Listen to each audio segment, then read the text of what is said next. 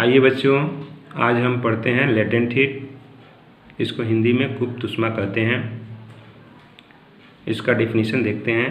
The heat energy which has to be supplied to change the state of a substance is called its latent heat. पिछले lecture में आपको मैंने बताया था कि किस तरह से कोई भी सब्सटेंस एक रूप से दूसरे रूप में कन्वर्ट होता है। इसमें टेम्परेचर का इम्पोर्टेंस रहता है। तो उस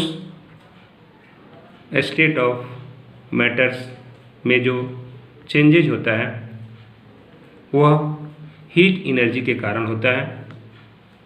यानी heat energy which has to be supplied to change the state of a substance is called its latent heat. यानी जो हीट एनर्जी हम change the state of substance, उस सब्सटेंस के स्टेट्स का जो चेंजेज होते हैं उसमें अप्लाई होता है, वही हीट लेटेंट हीट कहलाता है। Latent heat does not raise the temperature, it has always to be supplied to change the state of a substance. यानी जो ये लेटेंट हीट होती है वह चेंजेस के दौरान टेम्परेचर को बढ़ने नहीं देती है। हमेशा स्टेट्स ऑफ सब्सटेंस में के चेंजेज में ये एनर्जी यूटिलाइज होती है। तो आइए हम जानते हैं कि ये लेटेंट हीट कैसे सब्सटेंस एक रूप से दूसरे रूप में कन्वर्ट होता है तो टेम्परेचर क्यों नहीं राइज होता है, इसका कारण क्या होता है। The latent heat which supply is continuously used up in changing the state of the substance by overcoming the force of attraction between the particles. There is no increase in the kinetic energy of the particles and thus the temperature does not rise during the change of state। यानी जो state of matters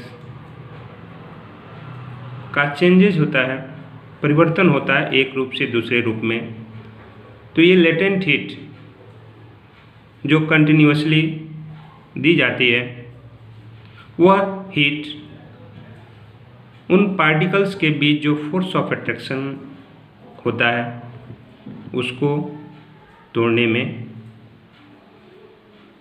utilise होता है।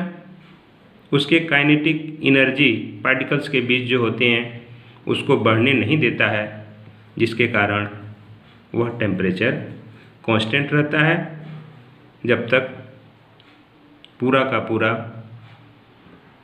State of matter दूसरे रूप में परिवर्तित न हो जाए। अब हम आगे देखते हैं कि ये कितनी तरह की होती हैं। Latent heat is of two types. First, latent heat of fusion. The heat required to convert a solid into liquid state is called latent heat of fusion.